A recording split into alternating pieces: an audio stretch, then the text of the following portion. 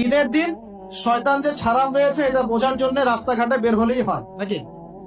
মেয়েদের চলাফেরা দেখলে বোঝা যায়, আর ওই যে হোটেলে হোটেলে গান বাজে এগুলো দেখলে বোঝা যায় শয়তান ছাড়া পেয়েছে। আজকে বুঝলাম রমজান মাস আসলে মাশাআল্লাহ শিকল দিয়ে শয়তানকে বেঁধে রাখা হয়। রমজান মাস আসলে মাশাআল্লাহ আমরা অনেকেই পাক্কা মুসল্লি হয়ে যাই, দান সদকা করি, যাকাত দেই, তারাবি পড়ি, তাহাজ্জুদ পড়ি, অনেক কিছুই করি। কিন্তু ঈদের দিন আসলেই মাশাআল্লাহ আমরা আবার আগের জায়গায় ফিরে যাই। ঈদের দিন শয়তান যে ছাড়া পেয়েছে এটা বোঝার জন্য রাস্তাঘাটে বের হলেই হয় নাকি? মেয়েদের চলাফেরা দেখলে বোঝা যায়, আর ওই যে হোটেলে হোটেলে গান বাজে এগুলো দেখলে বোঝা যায় শয়তান ছাড়া পেয়েছে। আজকে বুঝলাম।